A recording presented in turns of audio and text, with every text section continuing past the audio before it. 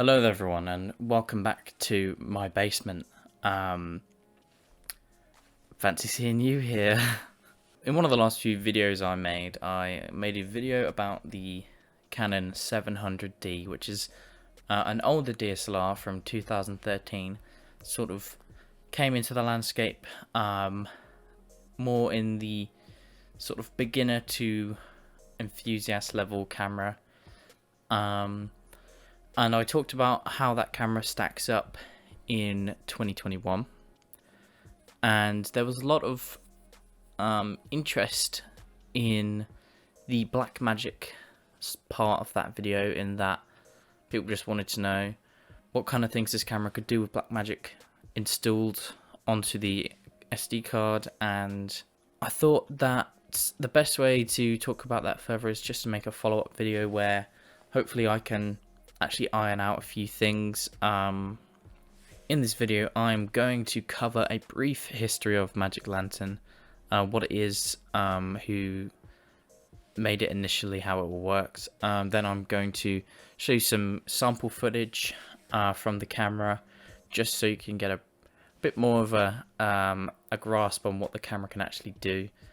Then I'm going to go through the installation process of Magic Lantern onto any camera. I mean, it's the same for most cameras really, but in this case this is more angled towards the 700D, but it shouldn't change too much per camera. Then I'm going to dive into the process of using the MLV app to convert the Magic Lantern RAW files and make them into usable RAW files that you can edit with in Premiere Pro or Avid or DaVinci. I've also split this video up into chapters really, so this would be the introduction, coming up next is history, and then sample footage, install process, MLV app. So if you need to skip to a certain part to figure out a certain thing that you're confused about, then skip away. Originally created by 𝗟𝗏𝗁, Magic Lantern is a software enhancement designed to unlock certain features from older Canon cameras that technically are doable but aren't technically safe for the camera's longevity, basically. I just need to get this out of the way. Magic Lantern is not a hack. Okay, it's not a camera hack. It's a software that runs alongside the Canon software to unlock certain features. It's not a hack. You don't install it onto the camera. It runs off of the memory card, so it's not actually being placed onto the camera's own internal memory. So not a hack. If you're wondering what cameras are supported by the Magic Lantern software, then I have a list here. So the list of cameras that are currently actively supported are the 5D Mark III on both version 1.13 of the Canon firmware and 1.23.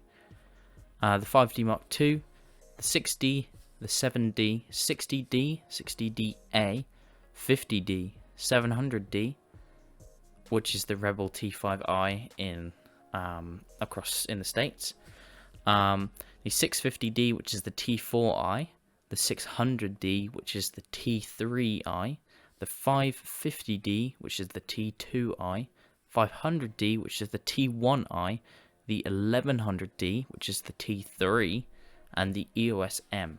Now that is the list of all the officially supported cameras. There's a list of cameras that are also work in progress, in that using the software on these cameras is definitely a risk that is basically your own risk, because these are not confirmed to be finished working. Just use them at your own risk. The list, it goes as the 100D, which is the Rebel SL1 over in the States, the 70D, the 1200D, which is the T5, 450D, which is the 𝗟𝗃𝗁, the 5D Mark III on version 1.3.4 of Canon's firmware, EOS M on 2.0.3, the 550D or T2i on 1.1.0, and the 7D on 2.0.6. Now that probably sounds like a lot of just jumbly numbers to a lot of people. If your camera was included in the first list, then you have dedicated Magic Lantern software, so you basically don't have to be worried about your camera blowing up as much. It's still a risky thing to install Magic Lantern software onto anything, but in this case there's much less risk. But if your camera's on the second list, then just be careful.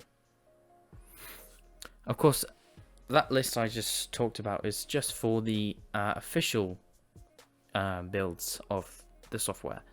People are developing newer builds. They're taking the source code, developing newer builds with more features that are more stable.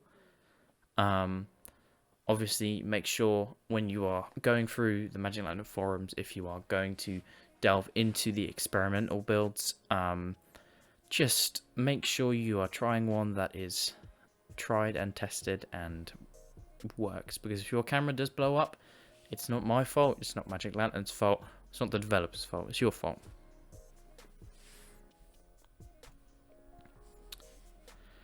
Now I'm going to show you some sample footage from the 700D, which is actually what I've been using to film all of this stuff. And I checked some of the footage from this bit just a minute ago, and I don't know, there's something about it. Anyway, I'm going to show you some of the footage from the 700D. I've been out and got some sample footage to show you, to try and show how good this camera is at 14-bit RAW recording. If you don't understand what I mean when I say 14-bit, I'm talking about the color depth and the recording capabilities. So it's how much color information that the camera can record and store for color grading in post-production. So basically, the bigger the number, the better the color recording capabilities. So 14-bit is really quite fantastic out of a camera like this.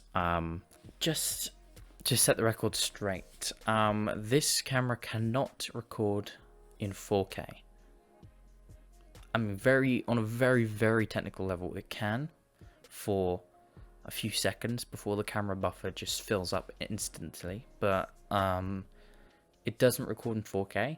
All of the 4K footage that I have taken the highest resolution out of this camera, which is 1760 by 720-ish, and just scaled that up to 4K.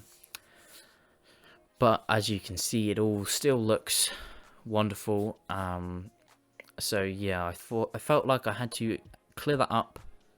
4K RAW not capable out of this camera. Yeah, enjoy the sample footage.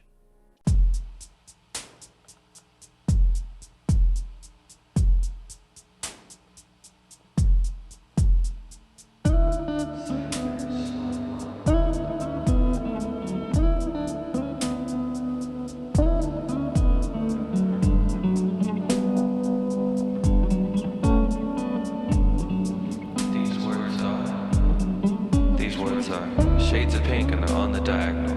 Art for art's sake, knowledge is power. When I was a bird, I sat on the power. Lines from the rain or the sunshine. Got lost in the wild flutter of life. And then I closed my eyes and moved past it. Got a taste for the old things now, and I've fallen in love with the classics. This is the analog prologue. I've got protagonist syndrome. Wash your hands twice before you think about kissing them. Divide up the nights into equal temperament. Bottom shelf whiskey with a hint of cinnamon. Don't say it so fast, don't say it so fast. Once it's out there, you can't take it back.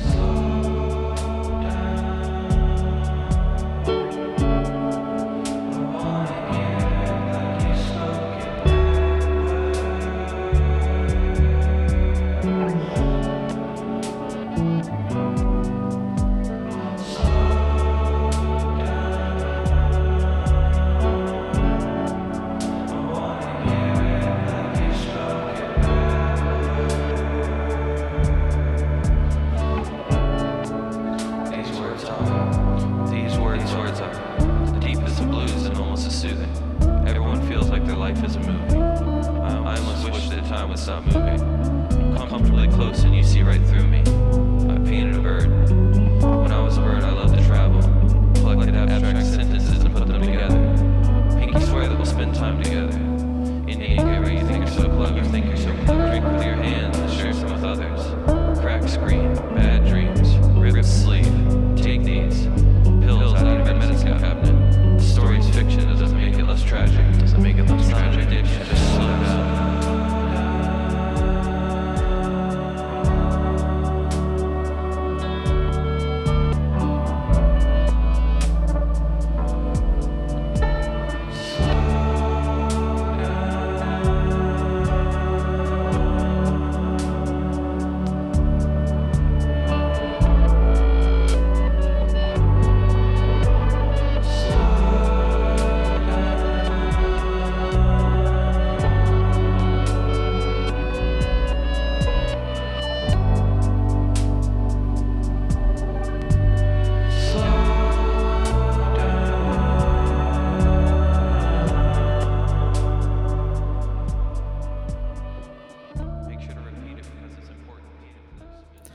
Now, depending on the time frame of this, I'm actually planning on making a short film, and I will use the 700D as the primary shooter for the short.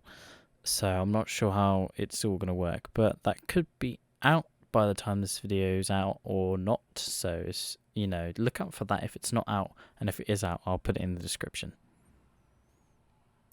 The install process is fairly simple for Magic Lantern. What you will need is a compatible camera, an SD card, preferably with a 100 megabytes per second or above read-write speed, a fully charged camera battery, an SD card reader, and a computer with an internet connection. The first thing that you want to do after you've plugged in the SD card is format it, which is a very simple process, just like this. You don't want to do a quick format. You want to make sure the whole card is very, very well formatted, and obviously make sure there's nothing on it that you want to keep.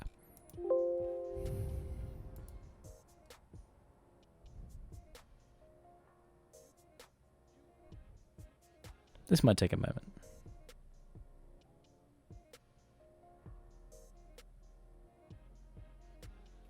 Or in my case, it's going to take forever. What can I say? Once formatted, you want to head to magiclantern.fm and check the downloads page for the nightly builds. This is where you will find the respective builds per your camera.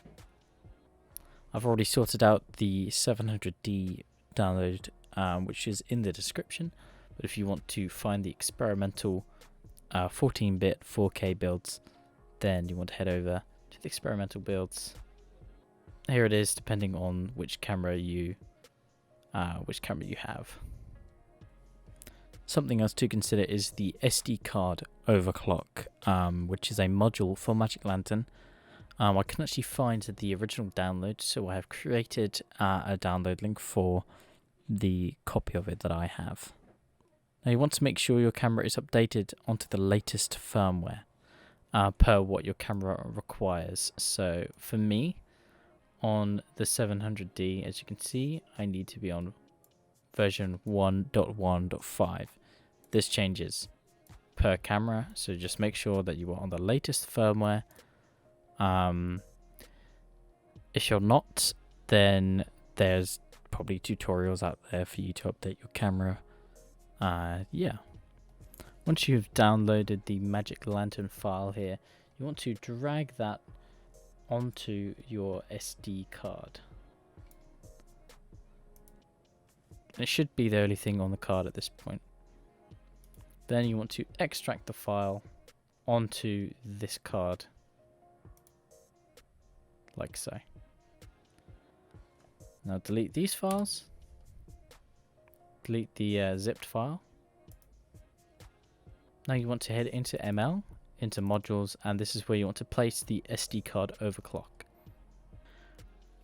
Once completed, you can put the SD card and the fully charged battery into the camera.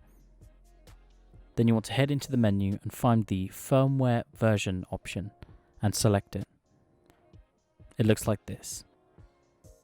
The camera should now start a firmware update, and if done correctly, you should have Magic Lantern when you turn on the camera. From this point, follow the on-screen prompts provided by Magic Lantern. Now the software is installed, there are some things that you need to do. Firstly, to turn on the additional modules you have installed, when in the video mode on the camera, press the delete button to access the Magic Lantern menus, and head to the modules section. Activate all the modules you want. Here's a picture of all the ones that I have activated. Then restart the camera. Once the camera has been restarted, you want to head to the video section of the menu. It looks like this. As you can see by the picture provided on screen, you want to enter the raw video section by hitting the Q button. Once inside, you want your settings to look like this, and that is how you enable 14-bit raw recording. Now that I've shown you how to enable 14-bit recording on the 700D or any Magic Lantern enabled camera, I'm going to show you the MLV app, which is the application that you use in order to convert these files into usable files. So if you head to MLV.app, as you see up here, or I'll put a link in the description that will take you to this page, you need to download your respective thing. For most people that will be Win64 or the macOS version, and that will download a zip file for Windows or a DMG for Mac. I can't really help you for the Mac side of things, but as for Windows, you download that zip and you extract it to basically wherever you want to keep the application, which for me is just on the desktop, as you can see here. So it creates lots of these files, but the one you want to run is actually just MLV app here at the bottom, like so. It will open something that looks like this. I'm going to assume that you've gone out and already shot some footage, so this is what your SD card should look like with some footage on it. If we head into DCIM, there is these .mlv files here. These are the files that you're going to be converting. So I'll select just 3 random ones, drag and drop into the MLV app like such. From here it will show you the raw file with a Rec 709 LUT over the top, which is fine. If you wish to see different sorts of flat profiles, then you can head down to profiles here and then select different gradable profiles. The one I would go for or recommend is either Alexis Log C or Sony S-Log 3. Both very gradable, but S-Log I feel like there's lots of good free LUTs out there for S-Log compared to Alexa Log, so this is what I would recommend. And you will have to apply the LUT to all the clips individually, or you can go to edit here and copy the receipt. So that will copy all these details, which you can then paste onto the other clips, which will also make them flat. Something else to consider is the export settings. Now this will change depending on the person. I have it set to ProRes 444 at the minute, 𝗚𝗚𝗴𝗡, sorry. Still very gradable. No issues there for me. But if you want to use Cinema DNG, or even something more compressed, then you can. But at the end of the day, you want some file that's quite easily gradable, and then you can preserve lots of detail. And that, for me, is either Cinema DNG or ProRes 4444. And that's it.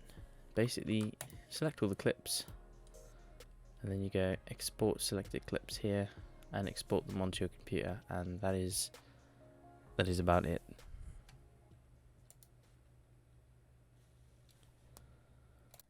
And that is it. You should now have Magic Lantern. When it comes to 14-bit recording, there is some things to consider. Fucking really, Fridge? You gotta do that now? Oh, fuck it, I'll just carry on. There are some things to actually consider. The first thing to consider is obviously the camera buffer. So basically the capability of the processor in your camera in combination with the speed of the SD card and how fast that can write. At 14-bit RAW, at the highest resolution I can record at continuously without hitting the buffer, right, is at 2.39 to 1 aspect ratio.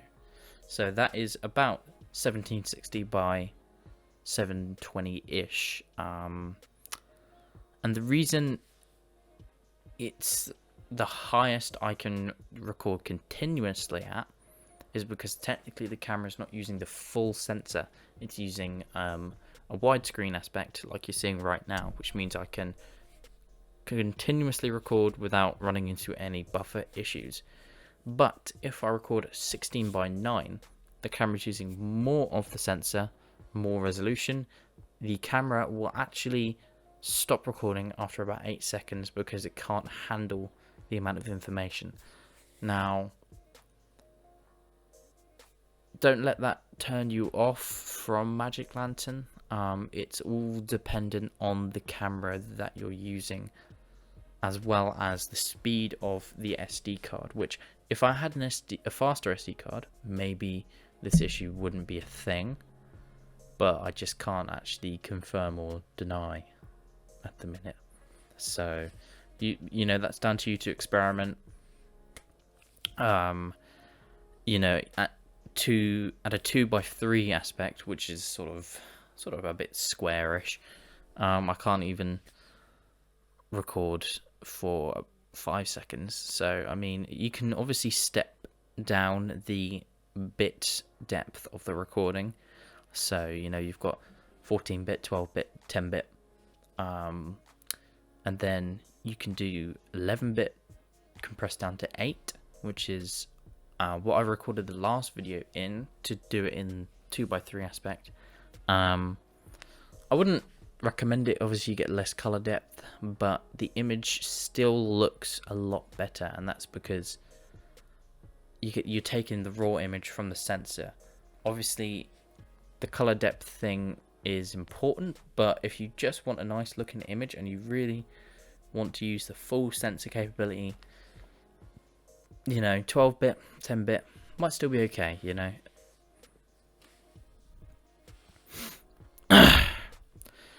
The point that I'm trying to make is obviously there are still limitations when it comes to this camera and Magic Lantern. If you had a 5D Mark III or a 6D Mark I or anything that is either more expensive or is newer, you might have a different recording capability. That is entirely dependent on the camera that you have. But as for the 700D, which this video is mostly about, I think the raw capabilities that this camera can muster are just amazing, truly amazing.